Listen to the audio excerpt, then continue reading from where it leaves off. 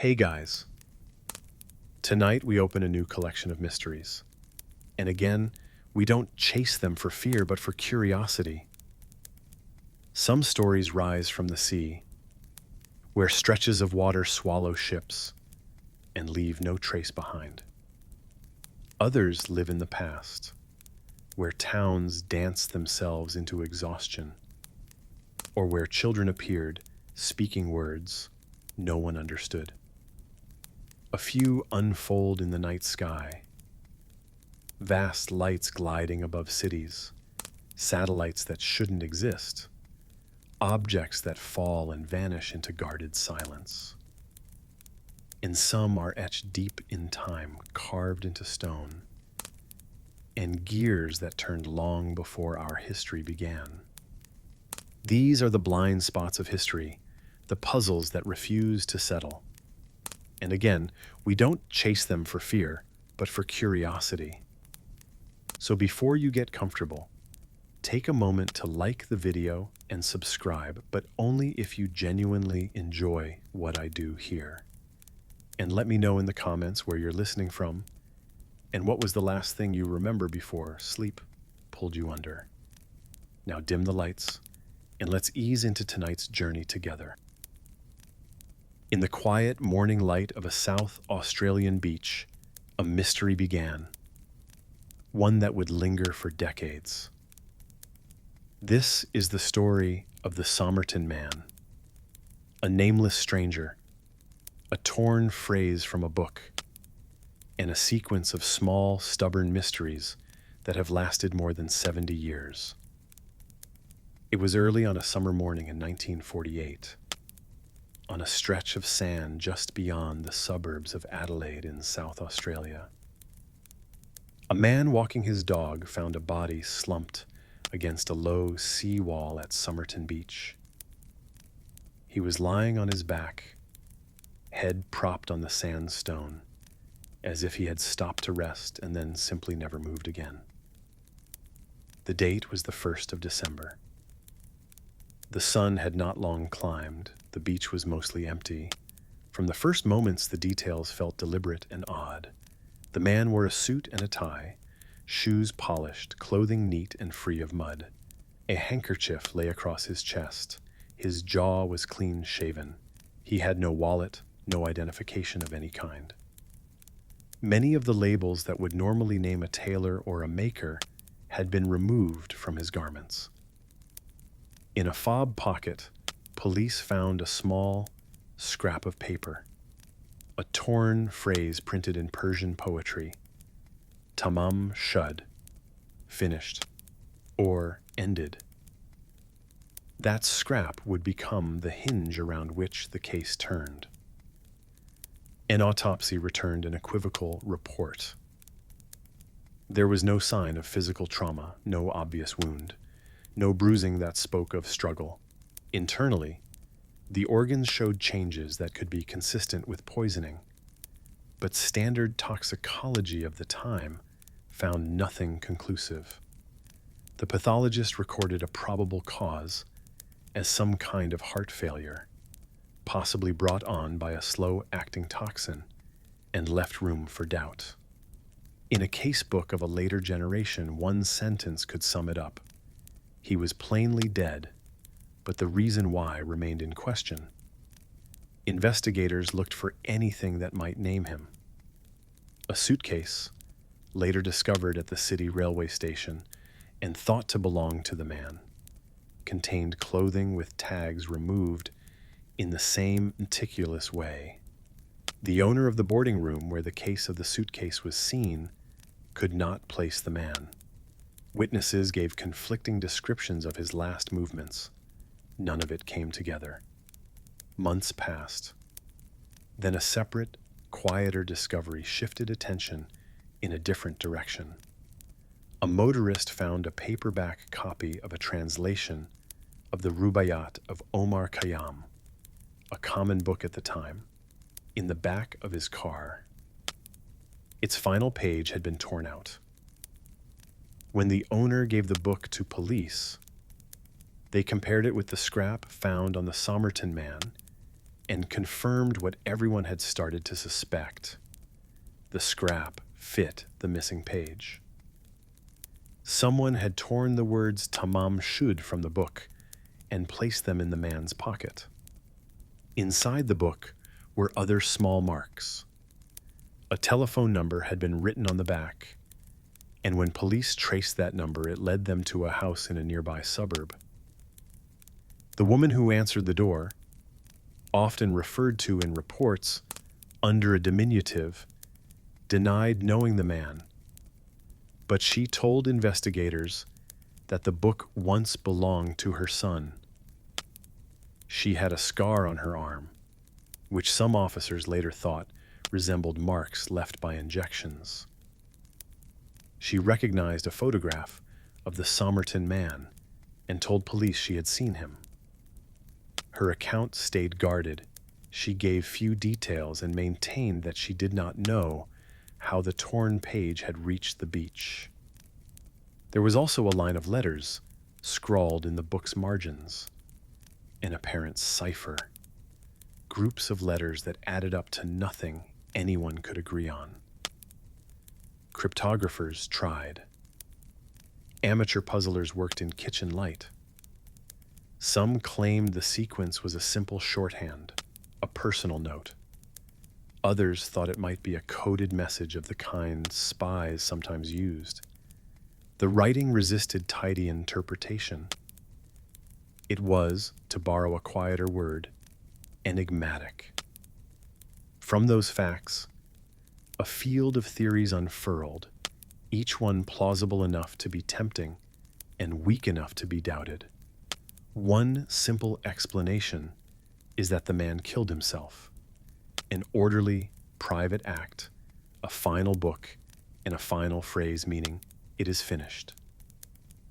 Supporters of that idea point to the neatness of his clothes, the absence of obvious struggle, and the symbolic weight of the torn page.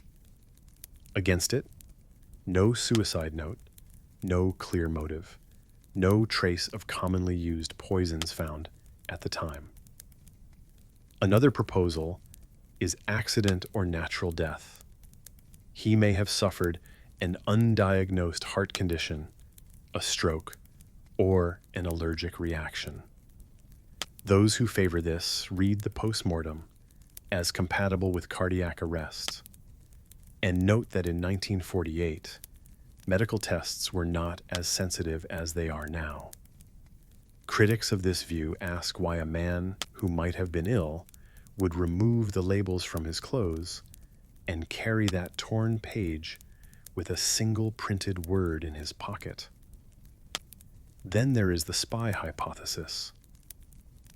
In the early years after the Second World War, espionage was a pressing concern.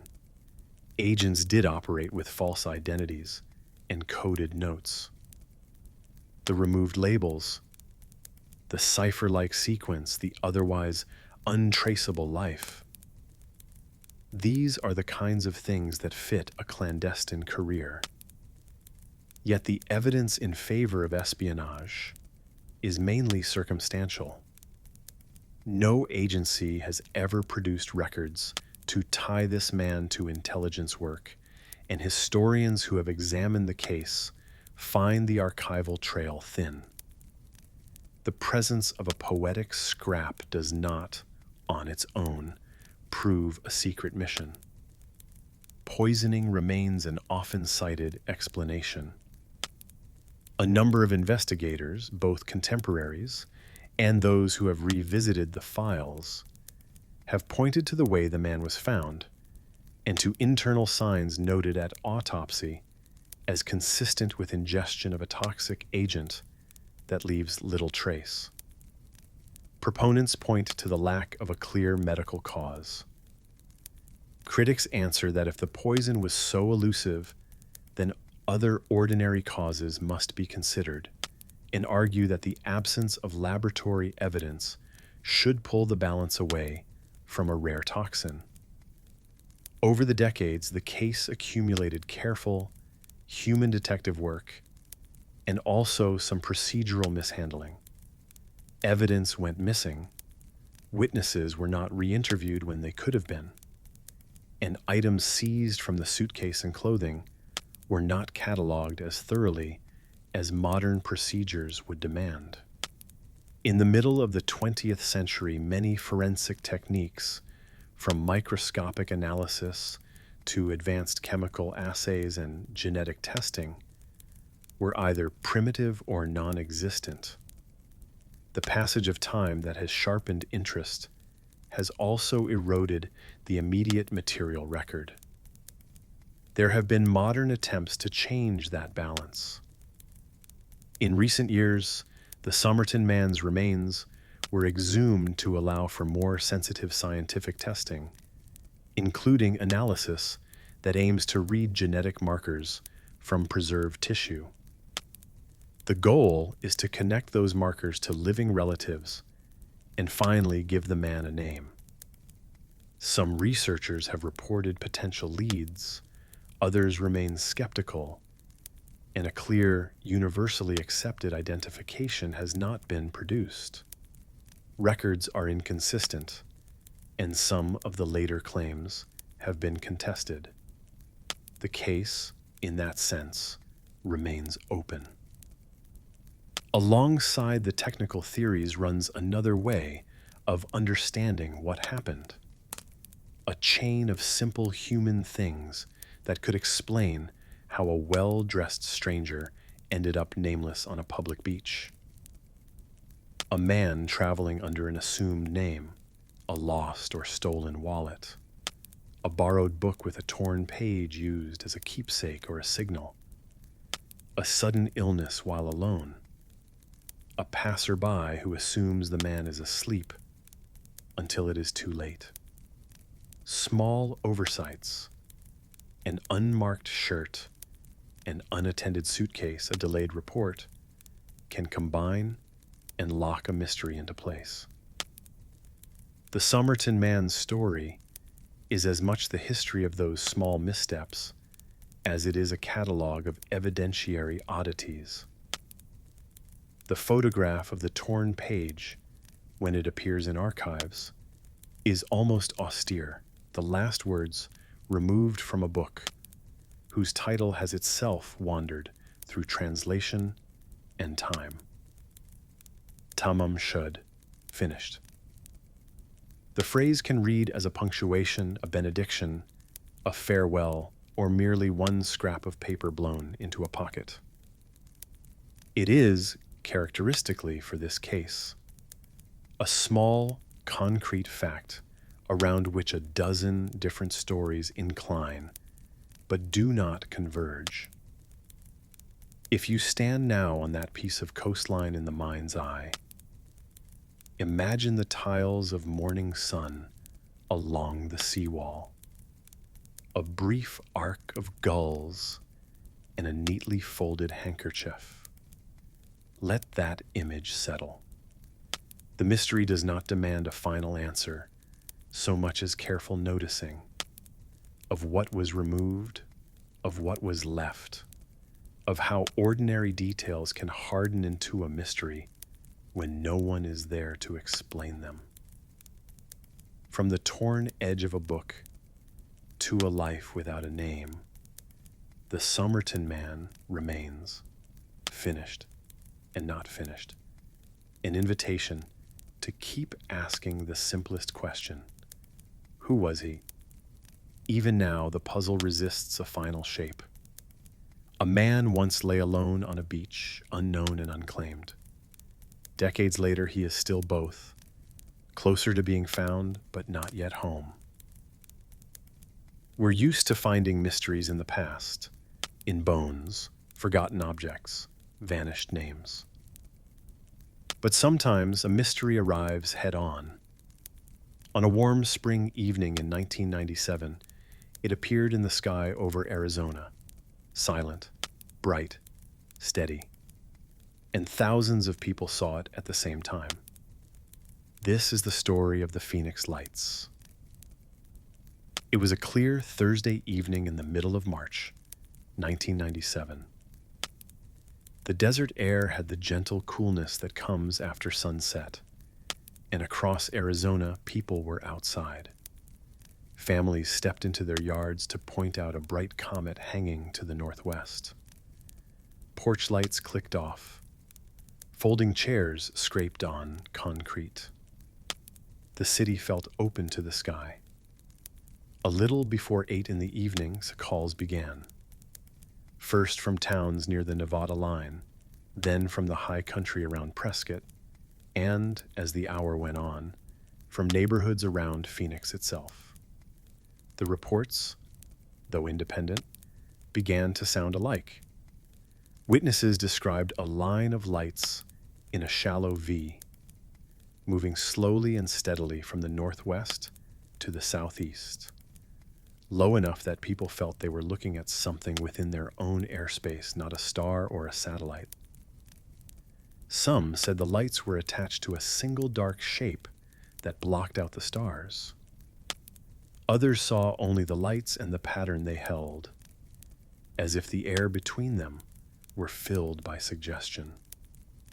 The line passed over communities like a quiet parade. Drivers pulled to the shoulder on long desert roads. Kids in pajamas sat on tailgates while parents tried to guess distance and height, the way you do when you lack a reference against the open sky. A few local law enforcement officers radioed in simple notes. A large object, low and slow, moving with purpose, no engine noise.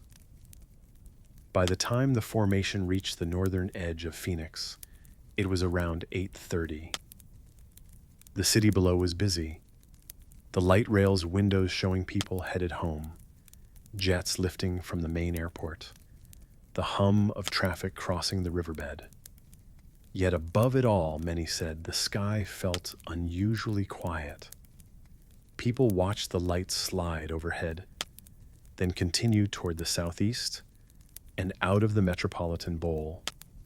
A family on a backyard patio in Chandler remembered the way the dog pricked its ears, then went still. In Scottsdale, a group of teenagers pointed through the break in a carport roof, counting 5 lights set along a broad, shallow angle. In a cul-de-sac in Glendale, a retired pilot stood with neighbors and tried to mark the motion against a rooftop antenna. He would later say he could not square the steadiness with formation flying as he had practiced it. It is important to note, though, that not everyone saw the same thing. A well-known local sky watcher with a backyard telescope trained on the scene said he could make out individual aircraft, each with a light, flying in the formation. An air traffic controller at the main airport reported no unusual returns on the screen and no alerts from pilots headed in and out. A few people, stepping out too late, saw nothing at all and wondered what the fuss was about. The first event, what many would later call the V, slipped past and vanished in the south. Then, closer to 10 at night, another scene unfolded. This time, it was not a moving formation. A row of bright lights appeared in the southwestern sky, far beyond the city's edge, hovering in a rough line above the dark outline of the Estrella Mountains. They were steady, then flickering, then steady again. They hung there for minutes and drew attention from one neighborhood to the next. Camcorders came out. Tape doors snapped shut. Red lights blinked on. And soon the second set of lights was captured from living rooms, driveways, and high-rise balconies. In those videos, the sequence is consistent. Lights flare into being, hold for a while, then go out one by one, as if slipping behind something. The line is not perfectly straight. The sky is not perfectly still. Heat shimmers. A few frames show a faint pale smoke drifting, barely visible against the darker backdrop of the mountain. People who saw both events, the V earlier and the stationary row later, would sometimes merge them in memory. But the night seems to hold two patterns, one that moved and one that did not. Newsrooms took calls until their phone banks jammed. So did the police, so did the airport. Reporters called back witnesses. Anchors showed the camcorder footage and asked for more. The story began to fold across the country in the days that followed, building the outline most of us know, a massive craft over the city, seen by thousands, with a second act that left a line of lights stamped in home video. In the quiet after, the sorting began, and it has never quite ended. The strongest everyday explanation for the lights near 10 at night comes from the military training range southwest of the city. That evening, pilots on a routine night exercise deployed a series of long-burning flares over a designated area of empty desert. These flares are designed to hang under small parachutes, bright enough to light terrain during training runs, bright enough to be seen from far away. They drift and descend to someone in the city, looking toward the mountains. They can appear to hover in a row and then blink out as each one settles behind the ridgeline. Analysts compared the camcorder videos with the outline of the Estrella Range from each filming location, accounting for zoom and angle. The lights disappear just where the terrain rises. The pattern matches the expected behavior of flares. The key support for this theory is timing and geography. The later lights were to the southwest, in the direction of the range. They came in a sequence that fits how flares are released. They held in place relative to the mountains. Against this, some witnesses argue that they saw no smoke, heard no sound, and that the lights seemed too steady for falling instruments. Long lens footage, however, shows a faint drift and hints of heat distortion. The military later acknowledged that flares were indeed used that night. The earlier event, the V that crossed the state and went over the city, is where explanations diverge more sharply. One position holds that it was an organized formation of conventional aircraft flying with lights, possibly on a group flight. A local skywatcher said he could see wing profiles through his telescope. On nights with calm air, sound can travel strangely, and engines may not be heard on the ground if the wind carries the noise away. A cluster of planes, evenly spaced and keeping tight station, would present as a single shape to someone looking up, especially in the dark with bright lights bleaching out nearby stars. But many witnesses disagree. They describe a single object so large it blotted out constellations behind it, with sharp edges sensed against the sky rather than seen, gliding in a steady line and turning without breaking formation. One family said the lights all banked at once, as if connected. A retired police officer described the size by comparing it to a city block. These accounts stress silence, scale, and unity. There are claims and counterclaims within that. Some pilots say that human eyes easily fill in shapes between distant points of light, especially when the mind expects a craft. This is the classic connect the dots phenomenon. If the lights are bright enough, they can create a powerful impression that they outline a solid leading edge when nothing physical connects them. Others respond that the feeling of a shadow crossing overhead, of the stars going missing for a moment, is hard to explain away as a trick of sight. Atmospheric explanations also appear in the debate. There are suggestions of temperature layers in the air, bending light, and creating mirage-like effects, making faraway aircraft seem closer, or making a straight line appear curved. The desert can create odd lenses at night. Still, mirages do not usually travel in step across a city and hold shape in that way, and they do not account for the second set of lights stationary against a mountain outline. A second theory is that both events involved conventional aircraft.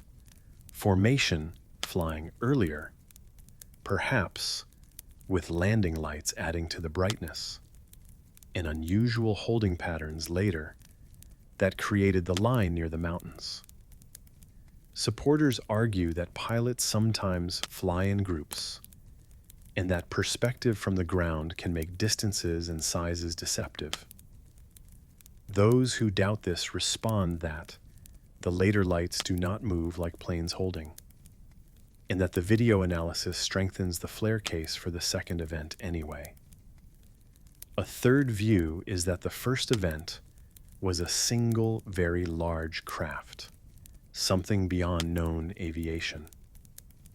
It is a leap beyond available evidence, but it is the impression many had. It remains unverified.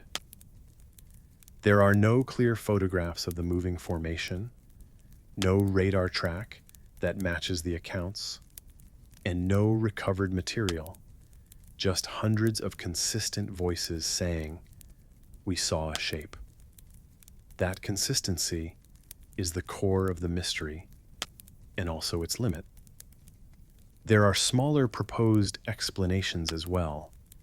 Some suggest balloons with lights released by pranksters. The wind conditions and the steady vector across the city make this hard to accept for the first event, though it might mimic some aspects of the second. Others suggest helicopters, but the silence and smoothness would be unusual for a string of helicopters flying that high and that coordinated without anyone else reporting them. If there is a most balanced reading after all these years, it is this. Two different things happened on the same night. The line of lights near 10 very likely came from training flares over the desert range. The earlier formation, seen by many along a wide path, was either a group of aircraft flying with unusual coordination or a large, quiet object that remains without independent confirmation. Between those two, witness memory and later retellings have braided a single legend out of two strands.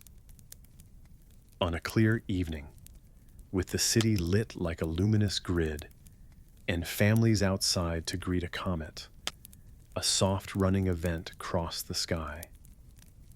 It was big or it only felt big. It was silent or the wind stole its voice.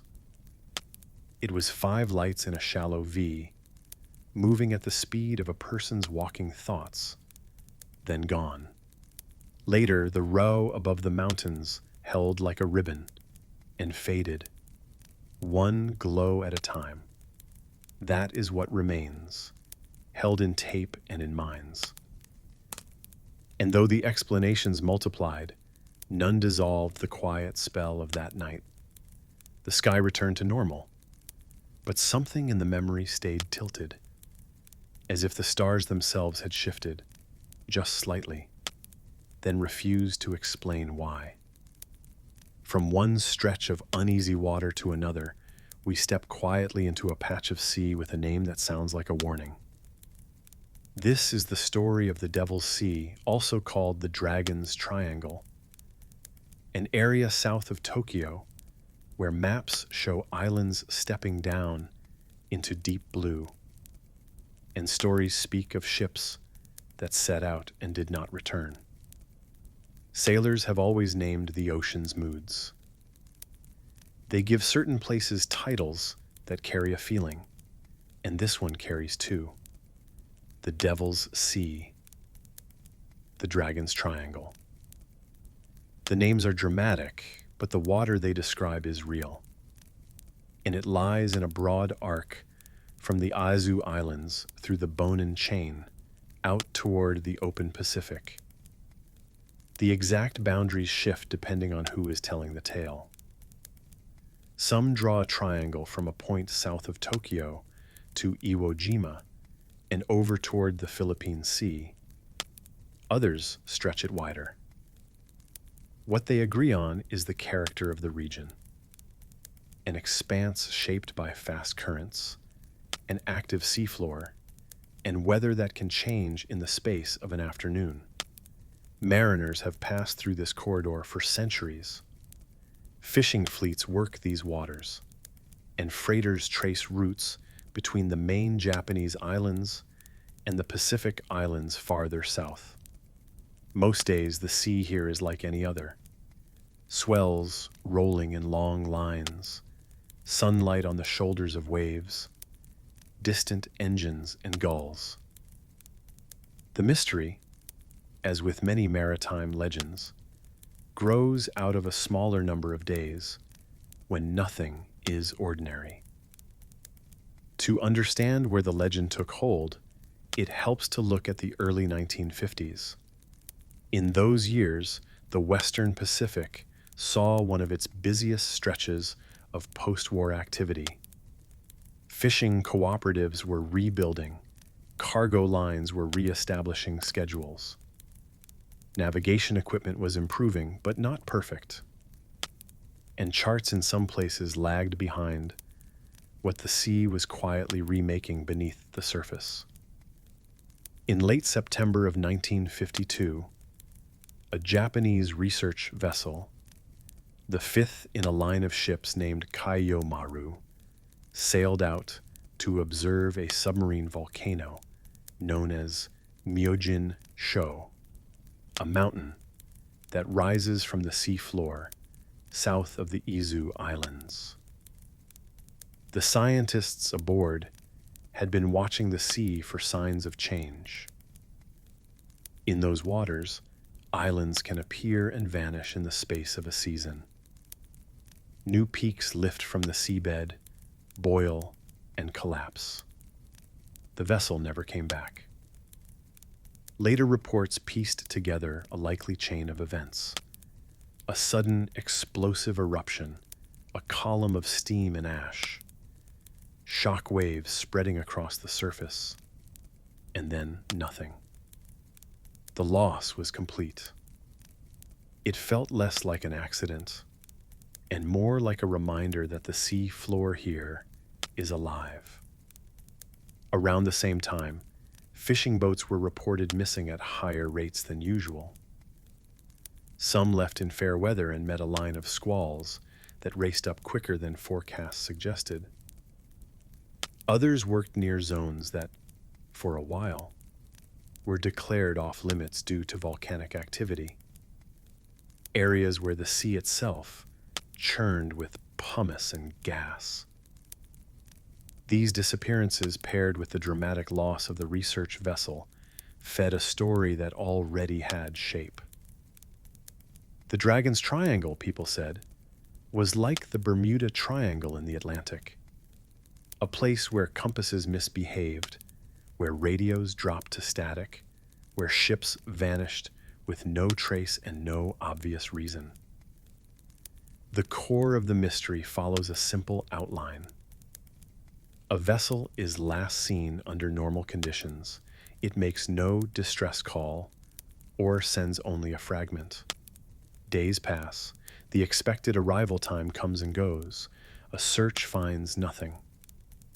Occasionally the sea returns pieces: a section of railing, a life ring, scorched timber, a blanket of floating pumice the color of bone. Sometimes even those do not appear. In each case, relatives wait on a dock that grows quieter by the hour, and the water gives no clear answer. There are specifics that anchor the stories: typhoon seasons, sweep this corridor with spiraling storms that build far out in the Pacific and then bend toward land. The Kuroshio Current, fast and warm, runs north along this coast and can slide a boat miles off course before anyone realizes the drift. Underwater, volcanoes and vents change the topography in ways that are not gradual. A mound forms and collapses. A new lip opens in the seafloor, and the ocean above it churns like a pot beginning to boil. In those moments, the difference between normal water and dangerous water is not a color you can see from a distance. It can look like any other patch of sea until the surface breaks. When older sailors speak of the Devil's Sea, they sometimes mention instrument drift, compasses not matching the stars as expected, a needle that wavers. It is true that the Earth's magnetic field varies region to region, and some areas have iron-rich rocks or small local influences that can pull a compass a few degrees.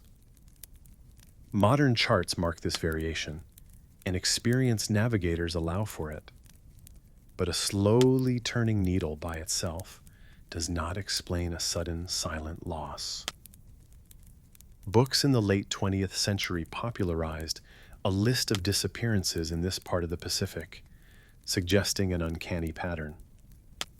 Later researchers pushed back.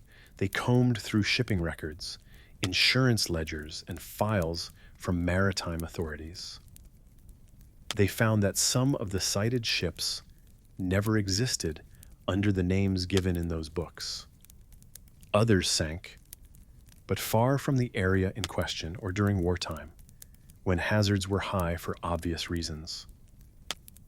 The one case consistently tied to this patch of sea, with clear documentation and a location, remains the research vessel lost at Myojin Show in 1952, along with several fishing boats that strayed near erupting vents or the edges of typhoons.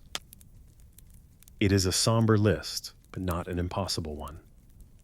Still, the legend persists, and it persists because the place invites it. Imagine traveling at night along that island chain. The stars above are bright enough to cast a faint shade on the deck. The swell is even, then uneven. Out ahead, a patch of water looks just a little wrong, not darker, not lighter, simply troubled. An engine note changes when the boat crosses it. For a few seconds, the hull shivers, as if running across loose gravel. There is a smell like a struck match, then it passes and everything is normal again. If a researcher told you afterward that you had crossed a thin skin of gas bubbles rising from the seafloor, enough to change how the water holds the hull for a heartbeat or two, it would fit the sensation.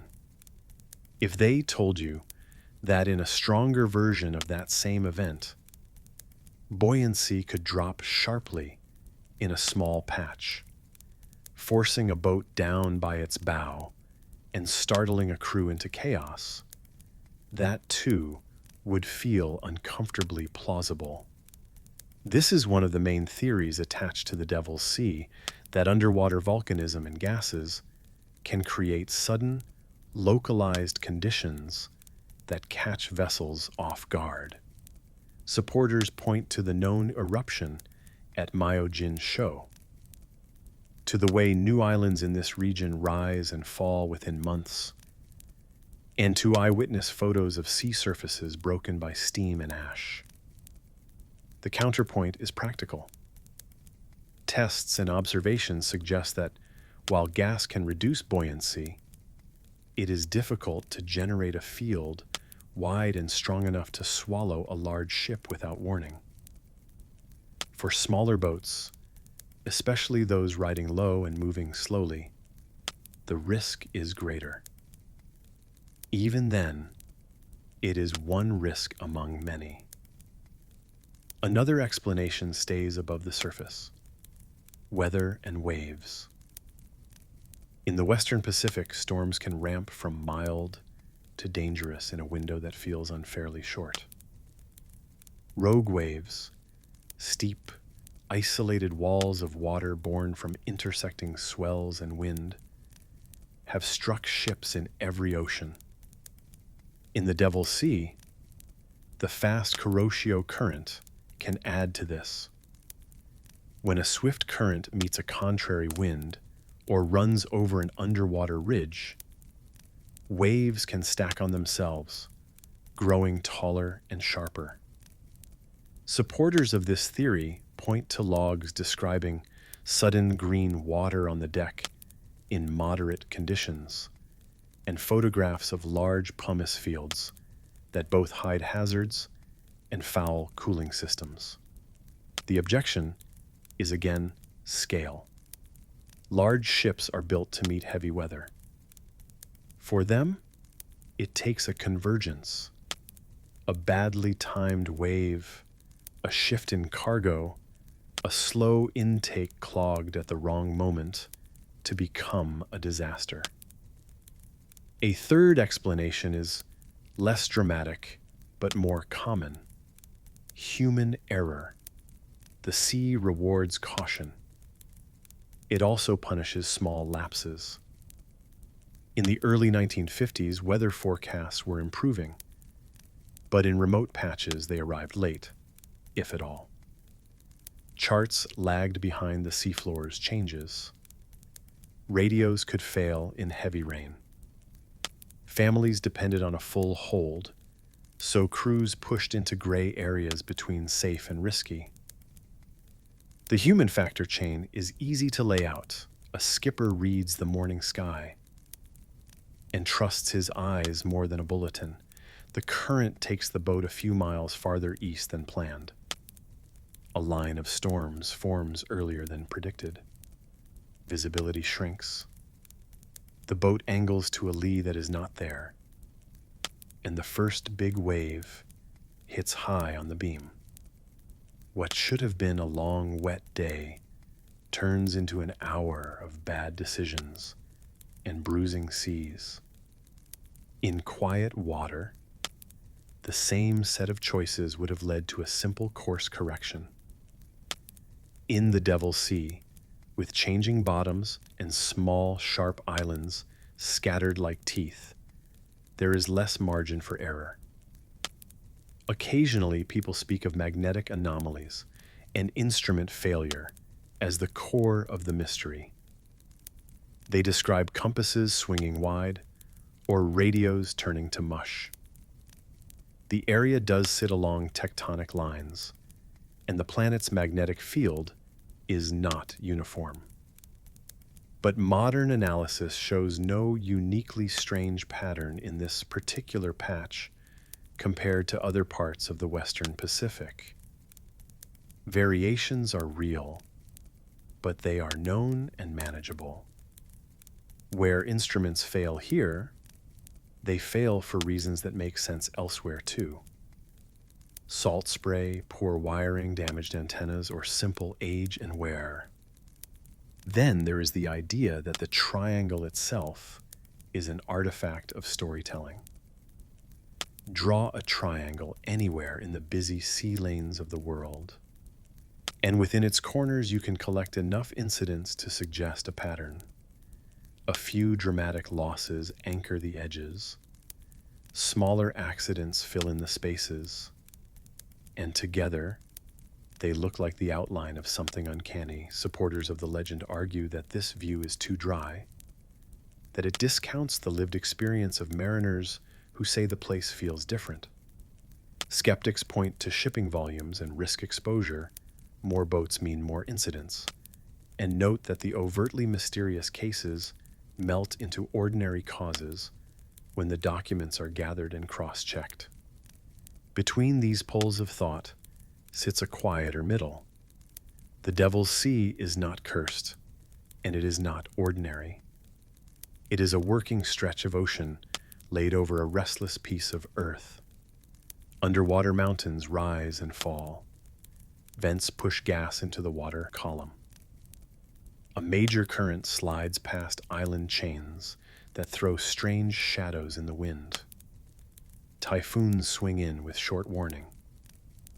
In such a place, the line between a normal voyage and a problem is thinner than elsewhere, and the consequences of a mistake can be swift. What lingers are the details that remain after the theories have been laid out. Scattered photographs of steam rising off an empty horizon. A research station's careful warning that a new island has appeared where yesterday there was only open sea. Fishermen describing a day when the water turned the color of wet clay for an hour, then shifted back to blue as if nothing had happened. A shelf in a coastal office holding a clock stopped by a jolt that no one can now place to a date. And, of course, the names of ships and people who left and did not return. If you stand on a breakwater in late afternoon and face the direction of that triangle, whatever its true edges might be, you can feel the push of the current coming up from the south. It carries warmth even in spring. The gulls ride it for a while and then drop away. Out there, beyond the last island, there are days when the sea is a sheet of hammered metal, and others when it looks like velvet laid over something moving. Somewhere on that horizon line, a volcano breathes beneath a mile of water. Somewhere, a boat crosses a ribbon of bubbles without knowing it. Somewhere, a crew looks up to see a wall of water that was not on the chart, and there is only time to hold on. The Devil's Sea endures as a name because it collects these images and gives them a place to live. It reminds us that maps are tidy and seas are not. The best answers here feel practical. Weather, geology, choices made under pressure. But none of them erase the feeling that certain waters keep their own rhythm and ask us to match it or pay a price. Let that picture settle. A calm day, a tan raft of pumice ticking softly against a hull. And beneath it, the slow heartbeat of a mountain you cannot see. From one quiet puzzle to another, we drift from the trace of a vanished sound to the rhythm of feet that would not stop. This is the story of the dancing plague of 1518. In the high summer of that year, on the cobbled streets of a city beside the Rhine, a woman walked out of her doorway and began to move.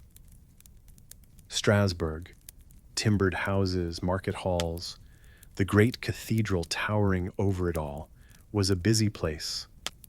A merchant city with guilds and bakeries and bells marking the hours. It was a year of strain. Food was dear, sickness was common, and sermons weighed heavy on the spirit. People spoke, as they had for generations, of saints who blessed and saints who warned, and of one in particular whose anger could make a body dance without rest. The woman's name appears in later records as Frau Trophäa. She stepped into a narrow lane in July and started to dance. Not a celebration, not a harvest reel, but a relentless, pulsing movement. Knees lifting, arms shaking, feet tapping in a quick, insistent pattern. Neighbors watched from doorways at first, amused, then puzzled. The afternoon passed. She kept moving. Through the evening and into the night, she staggered, collapsed, slept in spurts, then began again. On the second day, she returned to the street and kept going. By the third, The curiosity had turned to a wary sort of attention. She tried to stop, people said. She couldn't. Her feet blistered and bled, but her legs kept acting without permission, as if a drum no one else could hear was set inside her bones. By the end of the week, several others had joined her, women and men, drawn into the same restless motion, copying each other without meaning to, not smiling, not festive, just driven. The number grew quickly, dozens in the first days. By late July, accounts speak of hundreds. Some say close to 400 people, though the exact count is lost in the retelling. They moved in courtyards and alleys, in the shadow of the cathedral, at the edges of the river. Many begged for help as they danced, tears running, shirts torn at the throat for air. They collapsed, woke, and moved again. Witnesses wrote of people who died in the heat, strokes, heart failure, bodies giving out after too many hours without rest. City leaders gathered. The town council asked physicians for advice. The doctors rejected the idea of devils or witchcraft and called it a natural affliction, an illness of the blood or the nerves, a storm inside that needed to run its course. Their cure, set in an official decree, was simple and to modern ears strange. Do not restrain them. Let them dance. Better yet, help them dance it out. The city hired pipers and drummers. A public hall was cleared. A wooden platform went up. Musicians played quick, steady tunes meant to match the rhythm of twitching legs, and sometimes helpers held thin ropes around the waist to keep a staggering body upright while the feet kept moving. Shoes were tied on, wrapped tight to protect torn skin. At the edge of the hall, water and bread waited. In the square, children watched the door and waited for the next wave to spill out into the street. For a few days, this plan seemed to offer a kind of order to the chaos. At least the dancers were gathered in one place. At least there was food and shade. But the number did not shrink. In the warm, airless weeks of late summer, the spectacle drew spectators, and with them, more nervous hearts. The sight of a line of trembling bodies, the press of a crowd, the insistent beat, it all fed the thing it tried to starve. By early August, the council reversed course. They forbade music in public, except at weddings. They shut the hall. They ordered the afflicted taken out of the city to a chapel dedicated to Saint Vitus, a short journey west into the hills near Saverne. It was an old practice in the region. Saint Vitus was the patron named in this kind of trouble, the one people feared to anger, the one they hoped could help. Carts were hired. Families lifted exhausted bodies into wagons and carried them along the road. At the chapel, priests met them with a ritual, simple prayers and oil, a sign of the cross. Accounts say some were given red shoes to wear, the leather cut and marked at the soles. They were led in small circles, then sat in the shade to rest. Many returned calmer.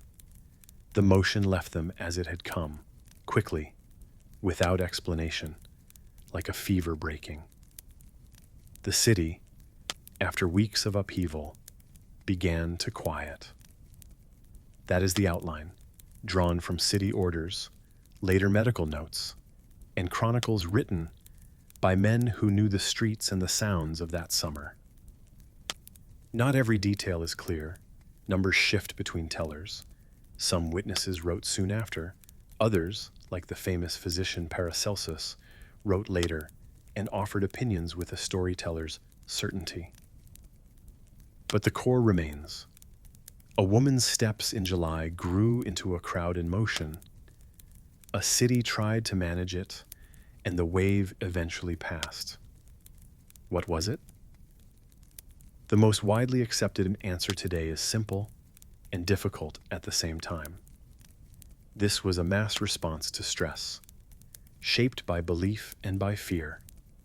A sickness of the nervous system that jumped between people, not by a germ, but by example. When you live under pressure, scant food, disease, constant preaching about sin, you carry a tightness in your body that you can feel but cannot name. In that summer, one woman's body spoke that tension in a visible way. Others, primed by the same worry and the same stories about St. Vitus, followed without knowing they were following. The city's first remedy, music, a stage, a steady beat, gave shape to the problem, and for a short while made it grow. There is evidence that supports this idea. That region had seen smaller dancing episodes before, in earlier years and villages. People had language ready for it. They called it a curse, or St. Vitus's dance, long before modern medicine wrote down more clinical terms.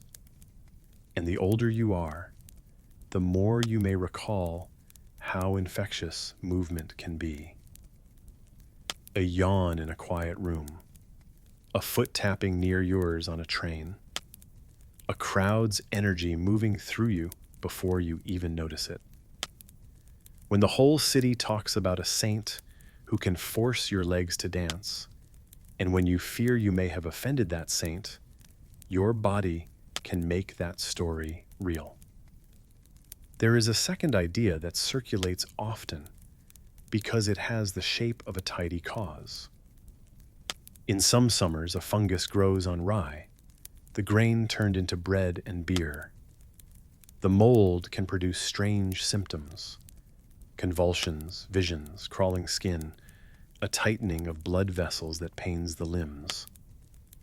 This has led some to suggest that spoiled bread set off the dancers. It is not impossible that bad grain troubled people that year, but the pattern does not fit well. That fungus tends to make bodies weak, not tireless. It brings sickness that keeps people in bed, not on their feet for days. When whole villages ate the same loaf, many would suffer at once. In Strasbourg, the motion traced a social path instead, through families and onlookers, and those who thought they saw a sign. Others point to faith on fire. In a time of hunger, sermons often ran hot. People were warned against temptation. Processions went through the streets. To some, the dancing may have been a trance, born from a hope to be freed of guilt and fear, a way to surrender control to something outside the self, to let the body say what the mouth could not. This blends with the first idea: beliefs and stress work together. They can make the world ring like a bell. You only notice when it starts to shake your bones. There are, too, the outlying proposals. A disease of the brain. A fever that inflamed the part that controls movement. But the records do not mention rashes or high temperatures, and the apparent spread along lines of sight and rumor argues against a silent germ. A hoax or staged spectacle that does not fit the misery described by witnesses or the money the city paid for carts and musicians. Exaggeration by time? Quite possible in the telling of numbers. Less likely in the core events, which are supported by routine paper. Orders filed, payments made, bans declared. Think about the people who never danced, but felt their hearts race whenever they passed the square. Think about the husbands and wives who sat awake with the sound of feet in their heads, wondering if they would wake to see their own families in the street.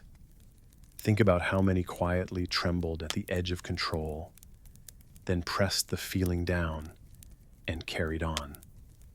The city returned to its routines, but every clatter on the pavement must have carried a memory for a time. The dancing plague of 1518 endures not because it is impossible, but because it is uncomfortably possible. It sits at the intersection of belief and biology, where a story about a saint can reach into muscle and nerve, where fear can make a pattern in the body that repeats and repeats until someone changes the frame. It reminds us that people influence each other in ways they cannot see. It suggests that some cures work because they soothe the mind rather than fix the flesh, and that some official actions, however well-meaning, can press a hand to the wrong scale. From the quiet riddle at the edge of a village, we turn to a harvest day in Suffolk and a story told for centuries. This is the story of the Green Children of Wool Pit. Wool Pit sits on the gentle rise of the eastern English countryside, a place of hedges, flint walls, and low fields. In the 12th century, it was part of a busy agricultural region not far from the great abbey at Bury St. Edmunds. Its name, Woolpit, likely comes from wolf pits, deep traps dug to catch the last wolves that still roamed the area. Harvest brought everyone out, men with hooks, women binding sheaves, children helping along the rows. In accounts kept by medieval chroniclers, during one such harvest, reapers paused and looked up to see two children standing at the edge of a pit, a boy and a girl. Their skin, the record says, had a greenish cast. Two monks recorded the case decades later, William of Newburgh in the north and Ralph of Coggeshall in Essex. Both had reputations for careful writing. Both said they had spoken to people who knew the story firsthand, and Ralph claimed to have heard details from a local landholder who took the children in. Their versions differ in small things, but the core stays the same. Two children appeared as if from nowhere on a warm workday in Suffolk, and nothing about them made immediate sense. The reapers approached. The children wore clothes like none in the parish, a woven fabric of odd cut. They spoke a language the workers did not recognize. Frightened, the pair would not touch the bread they were offered, nor the meat, nor cooked vegetables. Only when someone brought in newly pulled bean plants did they seem interested. The girl reached for the stalks, not the pods, and the two tried to eat them raw. Once guided to the beans inside, they ate eagerly. This detail, too, appears in both versions. The villagers did not leave the children in the field. They were taken to the house of a local landholder. Ralph names him as Richard de Calne, where people tried to make sense of things. The boy was younger, the girl a little older. They were baptized, as was the expected thing, and kept in the household. For a while, they would eat only raw beans. Over time, they accepted bread and other food, grew stronger, and the green cast slowly faded from their skin. Not everything ended well. The boy, the record says, did not thrive. He grew ill and died within a year. The girl survived. She learned English. She adjusted to the new way of life, and she lost the greenish color entirely. Ralph's account has her later serving in the household and then marrying, perhaps in a nearby town. Some later writers will give her the name Agnes and place her marriage in a port on the eastern coast. but those details do not appear in the earliest accounts.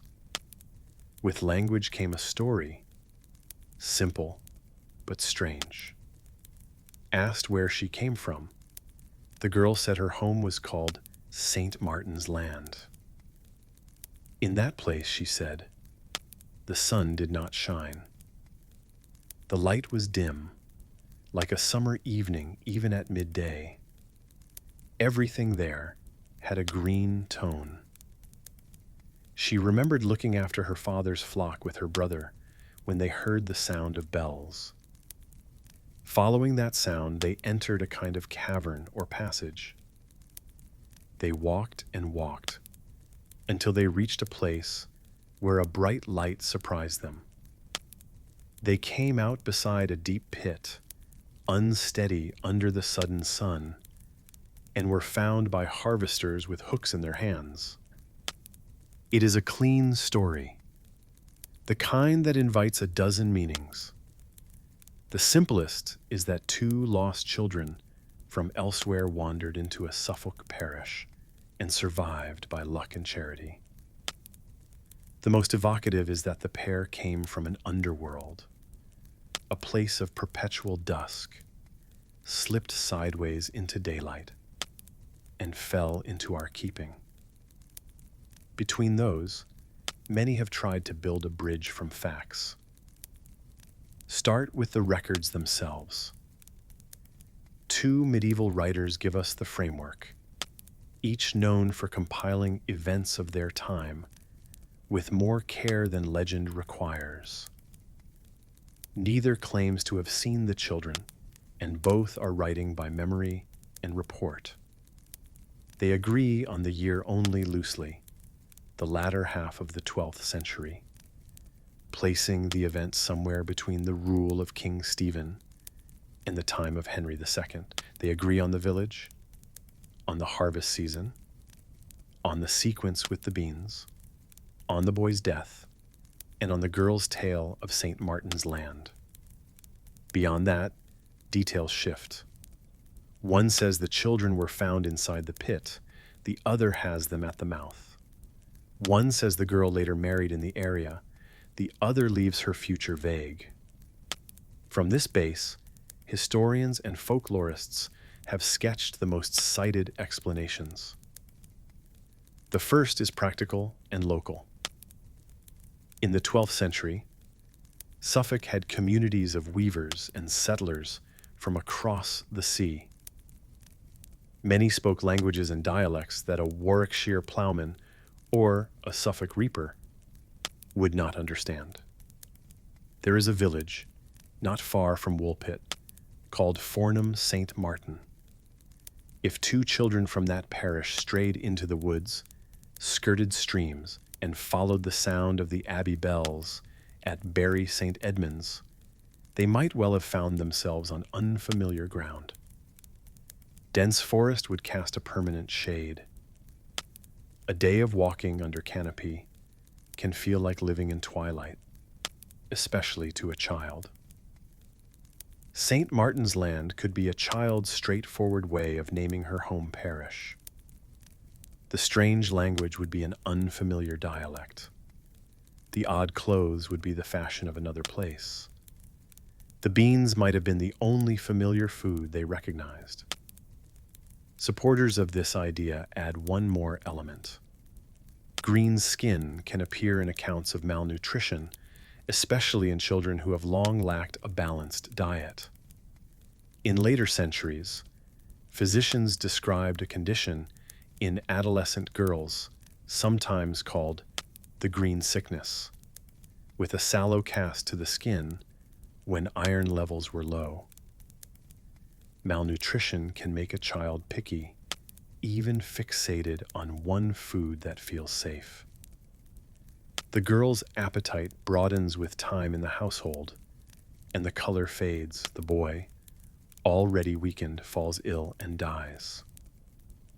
The bells fit easily here. Bells from the abbey rang across the flatlands. A clear day can carry sound a long distance.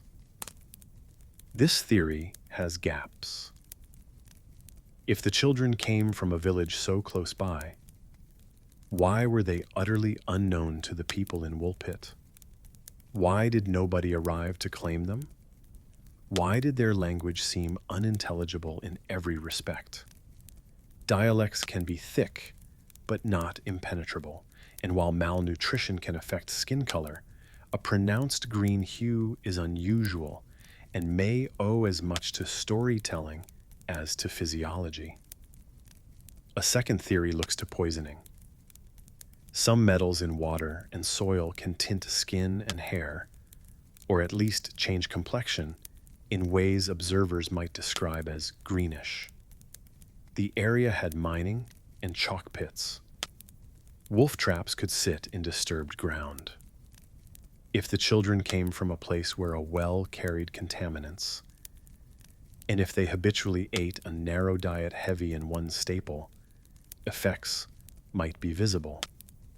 When their diet changed in the Dekalna household, the tint faded. This idea is possible in the abstract, but evidence is thin. The chroniclers do not describe peeling skin, rashes, or other hallmarks of chemical exposure. And most such poisons do not produce a harmless tint. They tend to bring other more alarming symptoms. A third path takes the girl's description literally as a cultural story. In English and European folk tales, green is often the color of the other world. The fair folk, the people under the hill, summer court and winter court, wear green. They live under mounds, where the light is dim. Bells can lure or warn. Caves can be portals. In this view, two very real children arrived in Woolpit, but their story, once filtered through stress, translation, and a monk's pen, became a map to an older, deeper set of tales. St. Martin's Land becomes not a parish, but a symbol, a place set apart under the care of a saint, where daylight never quite takes hold. This theory explains the mythic feel, but it does not explain the practical sequence of Bean's baptism and gradual adjustment described in such grounded terms. A fourth explanation tries to balance legend and life. It imagines two children from a nearby settlement, perhaps from a family of foreign weavers or mercenaries, who became separated in the woods during unrest or travel. They followed the loudest and most reliable sound, bells, from one stand of trees to another, through cuttings and chalk workings that felt like tunnels to small eyes. They slept sheltered and woke to gray days under leaves. Days in shade became, in memory, a land of twilight. Their diet was narrow, their skin a pale sallow that a witness later called green. When they reached plowed land near Woolpit and came into full sun, the glare stunned them. The boy, likely already in poor health, did not survive the stress of the change. The girl did, and she formed a life. Over time, retellings at hearths and in cloisters deepened the story's colors without inventing its bones. Skeptics remind us what the case rests on. There is no parish register entry for two green children, no official paper from the Dekalna household, no burial record for the boy under a name we can trace. Only two chroniclers, writing decades after the event, give us the shape. Both had their aims and audiences. William of Newburgh used odd cases to reflect on the times. Ralph of Coggeshall collected marvels as well as battles. To them, the children were a striking tale among many. Even so, the quiet details keep people returning to Woolpit. The harvesters pausing to listen, the children reaching for beans still wet from the earth, the sound of distant bells carrying across flat fields, the green fading, a girl learning the words of her new home and telling haltingly about the place where she began. If you sketch a map, simple lines connect. Bury St. Edmunds, a day's walk to the west. Fornham St. Martin nearby, a parish bearing the same saint's name as the land the girl described. Wolf pits near the village, deep enough to be dangerous. Forests that, in the 12th century, were not yet cut back to modern hedges, throwing shade that lingers even at noon. Children who would be small in such a world. The monk's quills, poised over vellum, noting what they heard from travelers and householders who had no cause to fabricate beyond the human urge to tell what happened. And yet the image refuses to settle in only one shape. In one, two hungry orphans cross a river, follow sound instead of road, and simply appear. In another, a small door opens between a place of dusk and a place of day. And for a season, a household shelters a girl who crossed it. The story keeps both possibilities in view without forcing a choice. That is part of its staying power. There are small human touches worth keeping. The chroniclers never describe the children as wild or threatening. They are timid, hungry, careful. The girl adapts not through miracle, but through food, patience, and time. Someone teaches her words. Someone sits with her at a table. Someone remembers to tell a monk, years later, that a child once came from a land without sun and made a life among us. The thought steadies the tale. It puts it on the ground. In the end, it is not the mystery that endures, but the memory of care, the quiet human effort to welcome the unknown. And that, perhaps, is the part most worth remembering. The tale of the green children leaves us with quiet wonder of those who arrive from elsewhere and learn to belong. But some stories don't end on the ground. Now, we look up. This is the story of the Black Knight satellite. The idea begins before there were satellites at all. In the summer of 1899, Nikola Tesla set up a laboratory in the thin air of Colorado Springs. He listened to the sky. With a sensitive receiver and a tall coil that spat violet fire, he heard repetitive clicks and pulses he could not place. The instruments of the time were blunt. Radio astronomy did not yet exist. Tesla guessed boldly. He wondered if he was hearing a message from another world. Later researchers would point to lightning storms, the sun's bursts of energy, and echoes curling around the Earth's upper atmosphere. But the seed was planted. Something above us might be speaking, if only we knew how to listen. 3 decades later, a radio engineer in Norway, Jørgen Hals, noticed something odd while working at home near a fjord. He sent a short radio tone and heard it return, not right away, but seconds later. A long delay that should not have been possible if the signal was simply bouncing off the ionosphere. He documented the delays, wrote to physicists, and puzzled over them. Others repeated the experiment and sometimes heard similar echoes, though never on command. The phrase long-delayed echoes entered technical language. The exact mechanism is still debated. Tangled reflections in the atmosphere, an unusual path along magnetic field lines, or a trick of equipment. Across living rooms and in quiet sheds, Radio hobbyists waited with headphones on, listening for a voice that came back from somewhere unexpected. Then the space age arrived. In the late 1950s, the first beeping spheres passed overhead. People stepped outside at night and looked for moving points of light. Radar stations watched the sky carefully. Newspapers learned how to put space on the front page. In this new atmosphere, a report in the early 1960s caused a stir.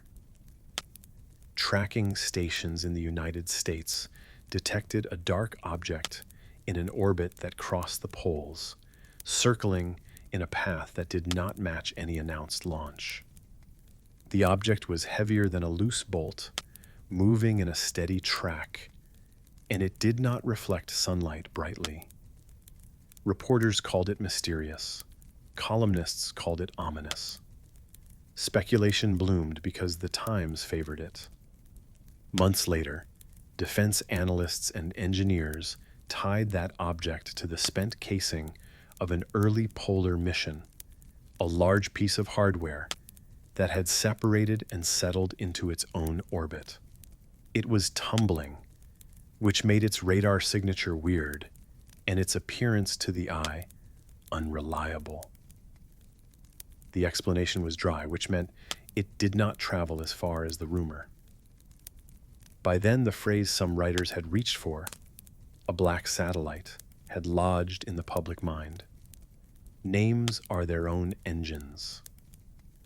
Around the same time, Britain had a rocket program with a similar chivalric name. Magazine writers, working quickly, blurred one into the other. In a few articles, the label Black Knight slid from a ground-based rocket to the whisper of a dark object circling above. The two were not the same, but labels build legends. Add a handful of details that were never solid, and you have a story with a strong outline. In 1963, a rumor spread that an American astronaut on one of the early orbital missions had reported an unlit object pacing his capsule. Official transcripts kept by the mission team do not contain that report. The mission itself had real problems: a troublesome carbon dioxide alarm, a tense re-entry. The astronaut denied the claim, but the rumor did not need his voice to keep moving. In 1973, a writer and researcher named Duncan Lunan looked back at those long-delayed echoes from the 1920s and tried something imaginative. If the delays carried information, if the pattern of seconds between each returning sound encoded a map, what would that map show? He proposed that it pointed to a star in the constellation of Bootes, a system visible in northern skies. He suggested an old probe might be stationed somewhere above Earth, rebroadcasting radio signals in a coded hello. It was a striking idea. Years later, Lunan himself stepped back from that interpretation, saying he had been too ready to fit a pleasing pattern. But the thought stayed in circulation, an object old beyond our tools, watching and speaking in delays. By the late 1990s, cameras in orbit were common. In December of 1998, the American Space Agency sent up a crew to begin building the new space station. During a spacewalk, a large thermal blanket came loose. Photographs taken over the next hours show a strange angular silhouette against the curve of the Earth. Sharp edges, dark panels, a shape that caught light and then let it go. The crew watched it tumble away. It re-entered within days, glowing and then vanishing. The photos, released as part of the mission's routine archive, gained a second life years later. Cropped and captioned by strangers, they became the Black Knight, passed hand to hand online, as if they showed a craft nobody could explain. The original captions, lost blanket, brief life, were rarely carried along. These are the bones of the legend. Tesla's unexplained signals, the slow return of radio pulses in Norway, a dark object tracked in the early 60s, a rumor about an astronaut that never happened, a star map idea later withdrawn, and photographs of a lost blanket that looked, for a moment, like a craft. The claim, built on top of those bones, is bolder. Some say there is a satellite in a high orbit that predates us by at least 13,000 years. It watches and sometimes it speaks. Its path is near polar, so it sees all latitudes. It carries no visible lights. It is black, either by material or intention. It has slipped past our official tracks and our space catalogs because it does not want to be listed. Supporters of that idea point to small truths: the polar orbits that cut across the world, the way a tumbling object can look like a many-faced thing, and the fact that radar returns are just numbers until someone interprets them. They point to the human habit of hearing echoes and wanting them to say something. They note that governments have always kept some space hardware quiet, and the quiet does not always lift with time. Set against that is a quieter pile of facts. Objects a few hundred miles up do not stay for thousands of years. The air is thin at that height, but it is not nothing, and it drags on anything that circles by. A lost blanket lasts days. A heavy spent casing lasts months or years. Even a compact craft must fire a thruster to stay that low for long. We build satellites at much higher altitudes when we want them to endure. A true ancient craft could ride very high and lasting. But the photographs that people share and the early radar reports that newspapers printed describe something in low orbit, within reach of air molecules and return tickets. There is also the matter of continuity. When astronomers track a new object of interest, they pass along its path to colleagues so it can be watched night after night. They do this for comets, and for unannounced satellites, and for the occasional discarded wrench. No observatory, professional or amateur, has kept a steady watch on a single, dark, unlit, repeating visitor overhead for which nothing else fits. Instead, there are scattered moments across decades, each with its own equipment and its own noise. A second explanation, less romantic, but more consistent with records, is a simple stack of misidentifications. Radio is a restless medium. The upper atmosphere plays games. Echoes take their time. New devices see old phenomena and describe them with fresh vocabulary. A dark object caught by ground radar in the early 60s fits the time perfectly. The United States and its rival were launching early polar missions. Hardware fell away. People on rooftops with binoculars did their best with the numbers they were given and the words they had. The label black can mean many things: unlit, classified, tumbling in a way that hides bright panels. The label night arrived because someone liked the sound, or because a British program had an echoing name. Later, when photos showed an object that looked like a folded alien craft, some angles like a wing, others like a chisel, We reacted to the outline, not to the caption. A third path is older still and speaks to how our minds work. Legends often form where different streams meet. The Black Knight is that kind of confluence. One stream is the early romance of radio, when the sky seemed to have a heartbeat and a voice. Another is the Cold War habit of secrecy, when it made sense that craft would circle above without announcement.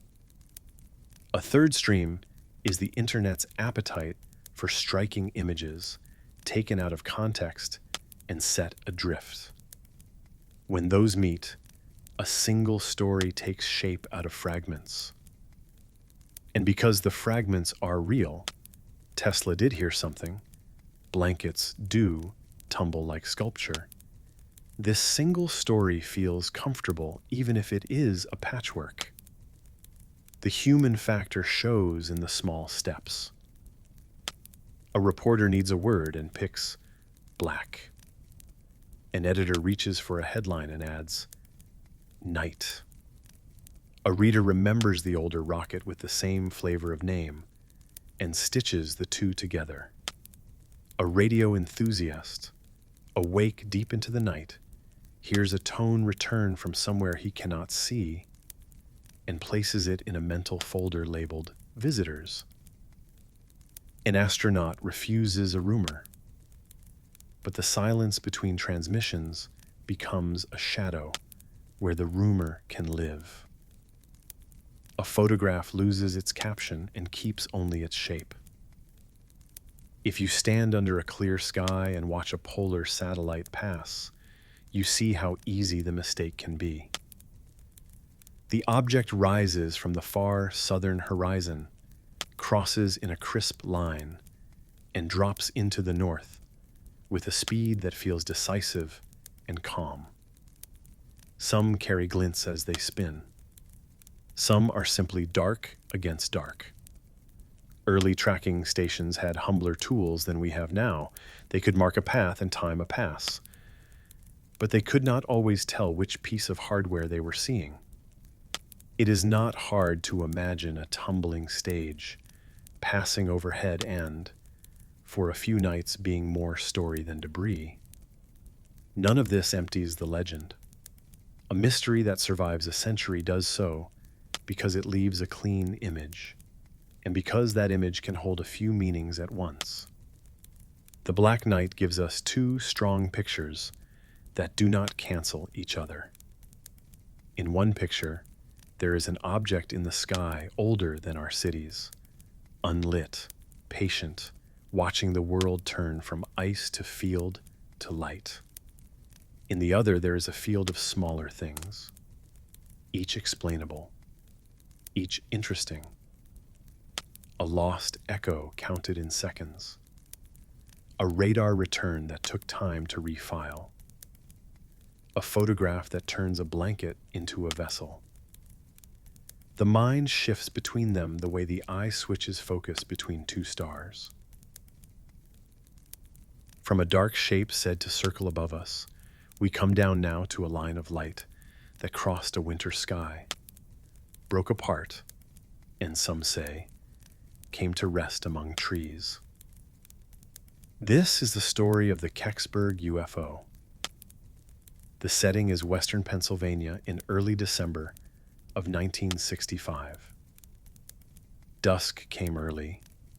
The air carried that metal edge of cold you get when the ground has started to harden and the fields lie bare. Kecksburg was and is a small community tucked among low hills and second-growth woods, about 30 miles southeast of Pittsburgh.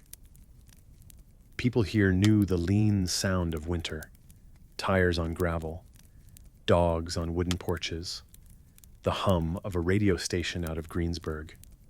It was a Thursday, a work day, nothing special, until the evening sky turned strange. A little before 5 in the evening, a fireball swept from the northwest to the southeast, seen over Ontario, then across parts of Michigan and Ohio, and into Pennsylvania. Witnesses described a brilliant head and a train of molten fragments that seemed to break away and cool, glowing like embers falling off a log. Some reported a blue-white color at first, then a warm orange as the pieces slowed. Others said they heard a rumble, like distant thunder, and a sharp bang a breath later. The kind of sonic report a fast object can make when it drops lower and denser air gets its grip. Astronomers and observatories across the region logged the passage as an unusually bright meteor. Seismographs, too, ticked from the shock of sound rolling along the ground. In Kecksburg, the event took on a different shape. Several residents stepped out onto porches and gravel drives in time to see the fireball arc down behind a ridgeline. One or two told neighbors they saw it change direction as it descended, as if banking. That image would stick, though there's a plain, boring reason for it. Long, shallow meteors can seem to curve when the ground under you rises and falls, and when you watch through breaks in the trees. Still, no one knew that then. They only knew something bright had come low and then gone quiet where the hills begin. Emergency calls began to stack up at the local switchboard. A radio newsroom in Greensburg broke into programming and sent a reporter with a microphone and a camera. The volunteer fire department put out a page. The Pennsylvania State Police, called first for what sounded like a crash, arrived and began to direct people off the back roads that spidered toward the woods. It was the kind of response you'd see for a small aircraft down. Lights turned in the gauze of cold air, voices on handheld radios, men in heavy coats pushing through brush with flashlights cupped to cut the glare. Temperatures were near freezing that night, around 0 degrees Celsius or 32 degrees Fahrenheit, and the woods held their chill. Searchers worked a low ravine not far from a cornfield and a narrow stream. Some of them later said they smelled something acrid like hot metal. One or two spoke of a light haze near the ground that thinned as the night wore on. These details, like much else in this story, are remembered and repeated, and they vary in the retelling. As the evening deepened, more official vehicles arrived, state police cruisers, fire engines, and then, according to several accounts, trucks with military markings. If you have a report of something falling out of the sky, and you do not know if it is a plane or a piece of equipment from orbit, you call for specialists. It is easy to imagine how the call tree would work in 1965. The nearest barracks sends a small team, and they set a perimeter while they wait for orders. 2 tracks emerge at this point, and they do not perfectly meet. On one track, the official one, the search went on, and nothing was found. The state police told the press near midnight that the initial reports had been mistaken. Whatever crossed the sky had kept going. The next day, a brief statement from the Air Force's Public Investigation Program, known then as Project Blue Book, classified the event as a fireball. That fit the broader picture. Across a chain of states and into Canada, people had seen a meteor. The debris they thought they saw fall was drifting smoke on the wind. On the other track, the local one, a few witnesses said they were guided out of the woods by troopers, while a smaller group stayed behind, and something else happened. One man later said he got close enough to see an object about the size of a compact car lying in a shallow dent in the ground. He described a shape like a bell or an acorn, smooth-sided, tapering gently at the top, wider at the base. Around the lower band, he said there were raised markings, not letters he recognized, more like symbols. Others echoed parts of that description in later years: the size, the curve, the band. A radio reporter said he took photographs and shot short strips of film that night, but that officials later seized his material and his station's story was softened. There is no surviving verified log that says, on this line of trees, at this time, an object was recovered and placed on a flatbed truck. There are only converging memories. Some Kecksburg residents recall a long vehicle moving out in the small hours, covered by a tan tarp, escorted to the main road. Others say they watched soldiers roll heavy cable and load equipment, then leave as they came. No one admits to finding a crater or to filing a report with coordinates you can check. If you walk the slope today, you wind through young oak, maple, and pine, and see the same rolling cut of land that swallows and softens almost anything. By morning, the sky had returned to a normal gray, and the story had split in two. Newspapers ran brief items about a meteor seen in many places. A few carried man-on-the-street quotes from Kecksburg about a military presence that did not square with the word meteor. The American Space Agency would later suggest that a Cold War-era probe from far across the Atlantic had failed in flight and come down in Canada early that morning, and that this was unrelated to what people saw near sunset 700 miles to the south. The times did not match, but the shape, in some tellings, did. A bell-like descent module would look, to a farmer in a dark wood, like an acorn. This clash, shape versus timing, became one of the lasting points of friction. What could the Kecksburg object have been? The most straightforward answer is a meteor, a piece of rock or a metal from space entering the atmosphere at a shallow angle and breaking up in a long path. Supporters of this view point to the wide footprint of the sightings that evening, to the sound reports that rippled across multiple states, and to the lack of any confirmed physical debris in the woods. They note that long fireballs can be deceptive. When a bright head travels behind a hill, then emerges in another notch of trees a fraction of a second later, our brains sometimes draw a turn where none occurred. A sense of low altitude can be an illusion. What seems to pass over your neighbor's barn can in fact be 50 miles away, dropping into a valley across the county line. In this telling, Kecksburg was one community's close brush with a beautiful, ordinary event, amplified by winter darkness and a chain of excited calls. A second explanation centers on re-entry, a failed satellite or a probe, heavy enough to plow deep into thicker air and slow, shedding panels and straps that would have looked like drifting sparks.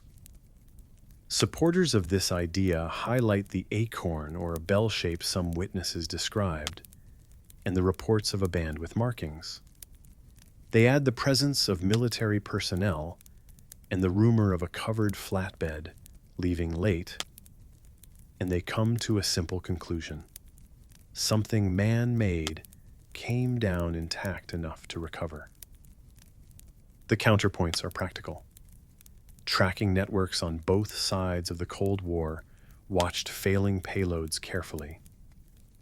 The best-known failure from that week fell, according to official records, near dawn in Canada, many hours before the Kecksburg sighting, and it did not linger for a second pass.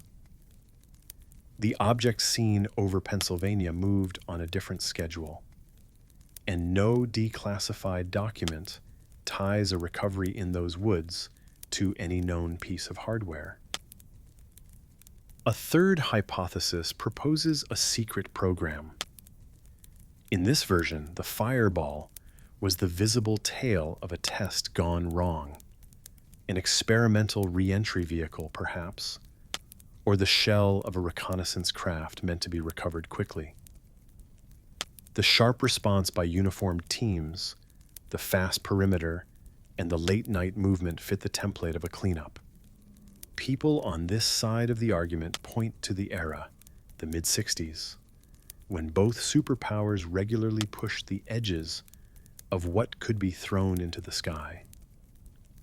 Skeptics here ask a quieter question. Where are the seams? Secret projects leave paperwork eventually. They leave a chain of names, contracts, and hangars that can be backtracked. Decades on, no such trail has surfaced that stops on a dark slope outside Kecksburg.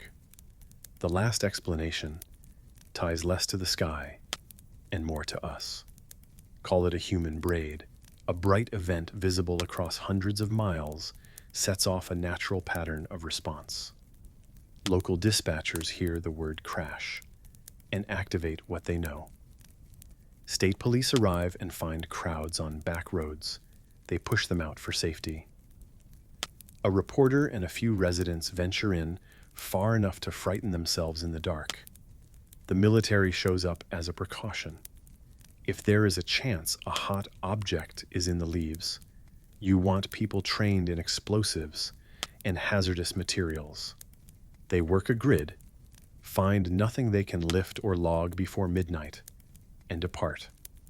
The next day, the official line is simple, because it is all they have. Meteor. Meanwhile, the stories told late that night have already started to acquire detail and shape. The bell becomes an acorn. The strap markings become symbols. An ordinary flatbed with a generator covered by a tarp becomes the vessel itself under wraps. No one is lying. They are remembering in the grain of how stories grow. Certain facts help and hurt each view. The broad footprint of the fireball argues for a meteor, yet the unusual reports of a low descent in one spot anchor the case for something that came down. The American Space Agency's statement about a failed Eastern probe gives a mechanical candidate, yet the timing does not line up. The military presence sparks talk of a retrieval. But in 1965, any suspected crash in a rural county could draw uniforms precisely because it might involve fuel or ordnance. Records are incomplete, and some were never made. Small-town fire companies do not always keep logs that last. Radio stations overwrite reels. If there was a case file at a base that night, it would not surprise anyone if it got misfiled after a move or a merger. That is the level of uncertainty here. Not conspiracy grade, just the ordinary mess of paperwork across years. There is one more layer, the one you can see if you visit today.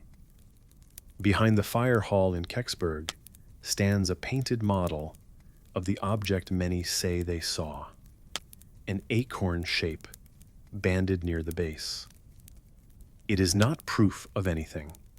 It is a public object, a way for a small town to hold on to a night when history brushed their trees. But it makes the story solid in a way. You can put your hand on it. You can step back and judge the size and think, could something like this have fit under a tarp? If you walk the search area on a cold day, you find old stone walls, black cherry trees leaning over deer paths, and the dips and swells of land shaped by water and time. In winter, with the leaves off, you can see a long way, ridge to ridge, and you can imagine how a streak of light would carve its way from notch to notch and drop behind that last line of trees. People would look up call a neighbor, climb into cars, and head toward the place where the slope breaks. You can imagine, too, a late convoy rolling out under low clouds, taillights spaced like beads returning to the highway. The Kecksburg case is not neat. It never settled into a tidy line of evidence that points one direction only.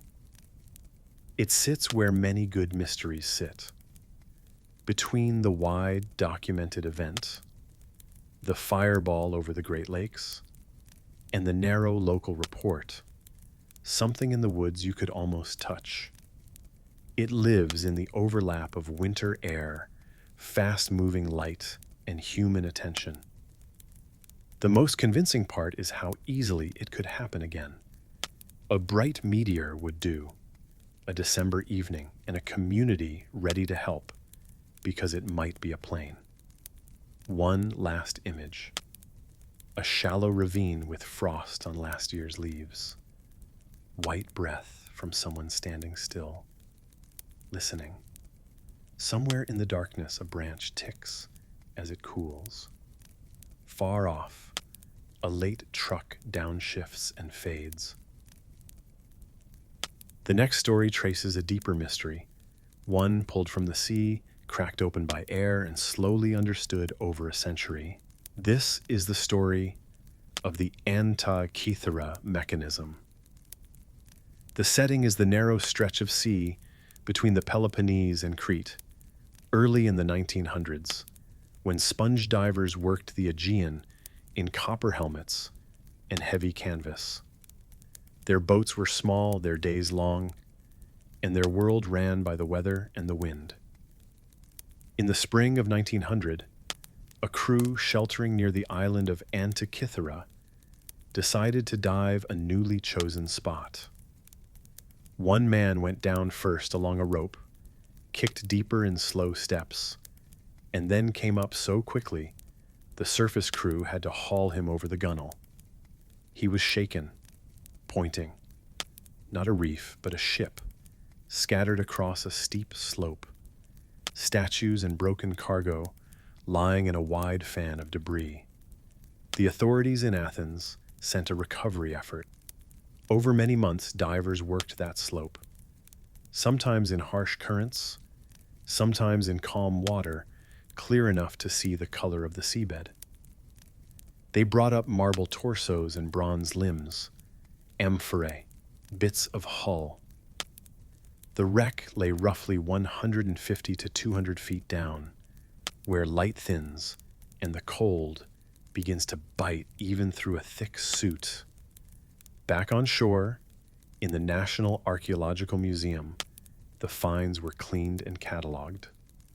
Among them sat a green, rock-like lump no one looked at twice, because shipwreck bronze often turns to crust. Then, in the dry air of the museum storeroom, that lump cracked along a seam.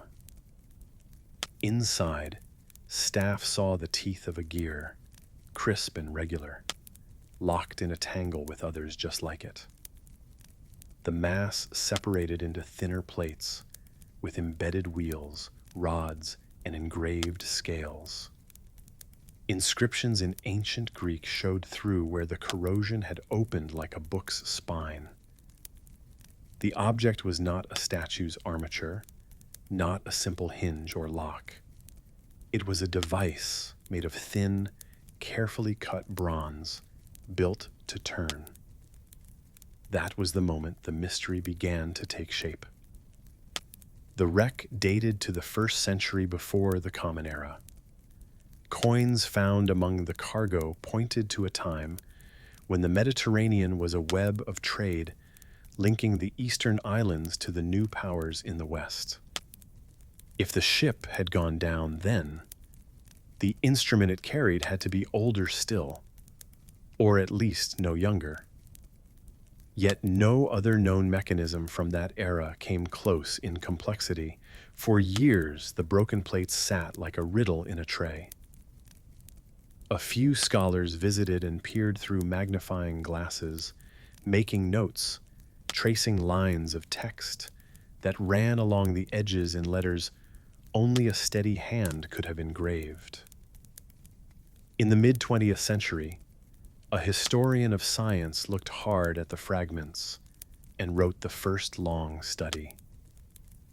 He proposed that the device was an astronomical calculator, a machine for showing the movements of the sun and the moon against the band of constellations and for predicting eclipses by known cycles. He was working from what his naked eye could see through the corrosion and, from early X-ray images, shadows of gears inside the plates. But his argument was clear. This was not a clock to tell the hour of the day. It was a model, a way to carry the sky in a box. Decades later, when scanning technology improved, an international group returned with equipment that could build three-dimensional images of what lay inside the metal. The new scans revealed dozens of gears arranged in trains, some simple, some with extensions that looked like arms and slots. They showed inscriptions hidden under layers that no brush could safely remove. They exposed fine details, gear tooth counts, tiny marks, even corrections where the maker had shifted a hole a fraction of an inch. Step by step, a picture came into focus. The front would have shown the zodiac, the familiar belt of constellations, around which a pointer for the sun and one for the moon moved. A small, half-dark, half-light ball likely turned to show lunar phase.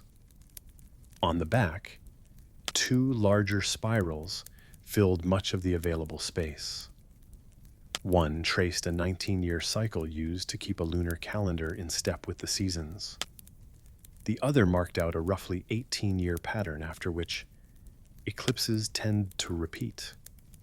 On both, little windows would guide a viewer to particular months and years, letting them run a finger along the metal and see when the next darkening of sun or moon might come.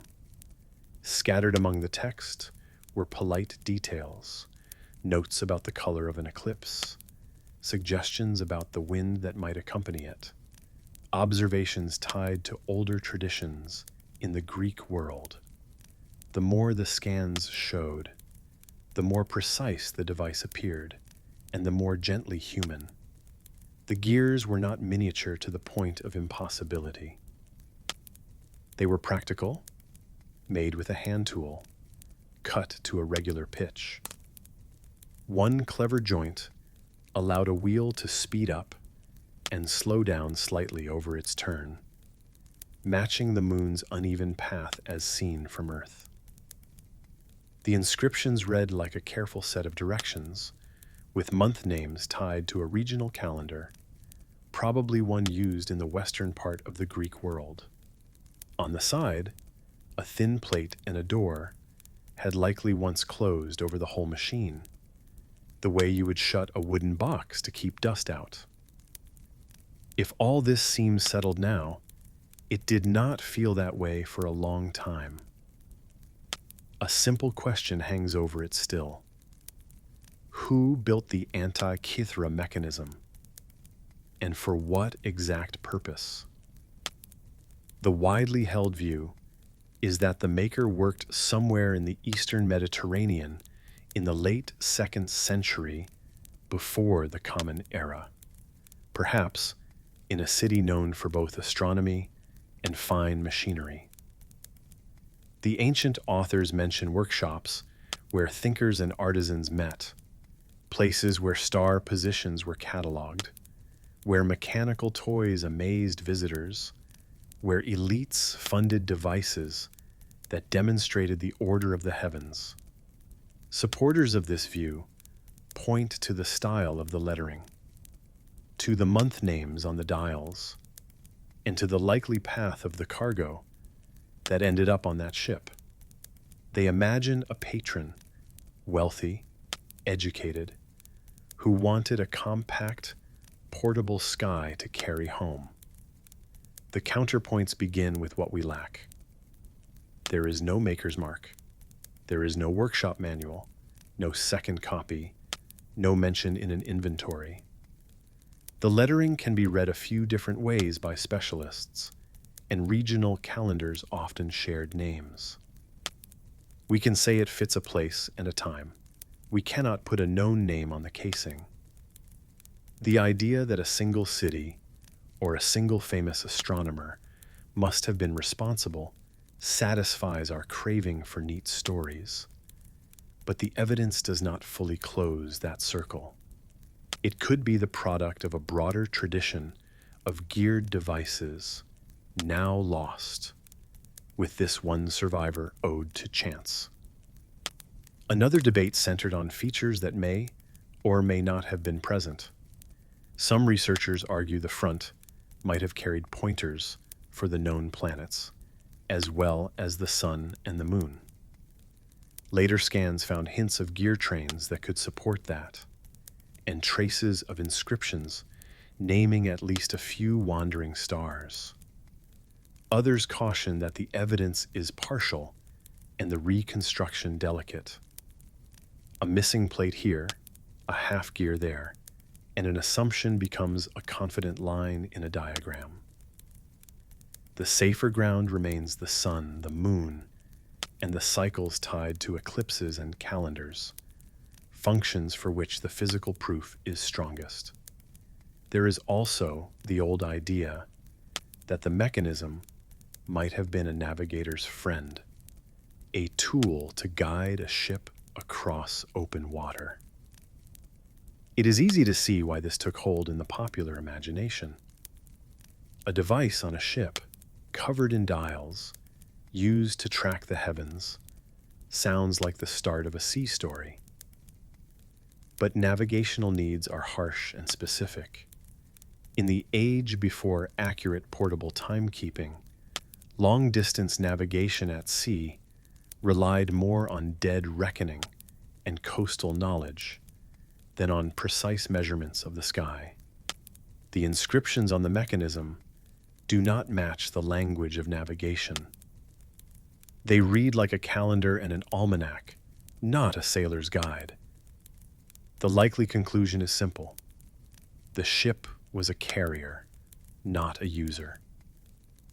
It transported a learned person's instrument along with statues and other goods. Storm or accident did the rest. The most haunting theory is not about what the device did, but about what happened after. If someone could build this in the 1st century before the Common Era, where are its siblings? How did the tradition fade? Here, the answers are quiet and practical. Bronzes were valuable. People melted them down. Wooden housings rot.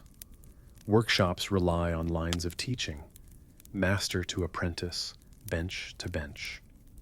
Disruption, war, fire, the wrong patron dying at the wrong time breaks those chains. What survives is unusual, not because nothing else existed, but because shipwrecks create their own kind of archive. The sea keeps what land will not. In that light, the Antikythera mechanism is a lucky accident. It fell into a depth cold enough to slow decay. It slid into a hollow, and crusts of corrosion built a sealed jacket that captured its insides like a cast. There is a small human chain of events on the other side, too, one that explains how it reached us at all. A diver chose that slope on that day. He descended to look for sponges and found statues instead. Months later, hands pulled a crusted lump from a crate, placed it on a table, and left it to dry. In the museum's air, the lump cracked just enough to betray its secret. An attentive curator noticed teeth and stopped, called a friend, and set the thing aside. Decades after that, technology caught up. Machines that could see through bronze without breaking it arrived and were pointed at the right place. 1,000 small choices, none remarkable on their own, led to a set of images we can all study now. Not all the lines meet neatly. Scholars debate the exact counts on certain gears. Translations of the new readings from inside the plates can differ at a word or two. Models you can turn by hand, faithful reconstructions built with modern tools, work in slightly different ways depending on what assumptions you choose when you fill in a missing sliver. The core holds, though. The Antikythera mechanism is an ancient machine designed to display the patterned movements of the sky across years. It tracks the sun and the moon. It anticipates eclipses, and it ties those rhythms to calendars and festivals. It tells you something about how the people who made it saw the world, not as a chaos of events, but as a system that could be known and carried, gear by gear in a case. If you stand in front of the fragments today in Athens, they do not look like much. They are dark and uneven, heavy with the minerals of the sea. But just behind the glass are high-resolution prints of the scans and the drawings made from them, and those open like a window. You can trace the spiral of the back dials and imagine a hand guiding a pointer year after year. You can see the straight lines of the front scales and picture the slow wander of the moon across the constellations, moving a little faster one month, a little slower the next, matched by that clever joint hidden in the teeth. You notice the neatness of the lettering and the patience of the maker. It feels less like looking at a relic and more like meeting a mind in motion. The island that gave the mechanism its name is small and quiet. The sea around it changes with the season, deep blue in clear weather, then pewter when the wind shifts. Somewhere on that slope, between 150 and 200 feet down, the last pieces of the wreck still rest. Divers have returned in recent years and found more fragments from the cargo, even new hints that the device once had more plates than the museum holds now. Each visit adds a detail and leaves room for doubt. That is part of the calm appeal here. We have enough to see the shape, not enough to lock it down forever. And so, we've drifted through 8 mysteries tonight, from a man found with no name, to lights spread wide across the night sky, to seas that swallow ships without a word. We've stood in villages where history stumbled, and looked up at signals from space that flickered once and never again. Each story carried facts, theories, and whispers, but none gave us closure. And maybe that's why they linger. Because sometimes it isn't the answer that matters, but the wondering itself. As you settle deeper into rest, let the questions drift too, not for solving, but for holding softly, like stones at the bottom of a river. Tomorrow they will still be there, waiting. But for now, the mysteries can keep watch, and you can let go. Good night, and thanks for letting me keep you company.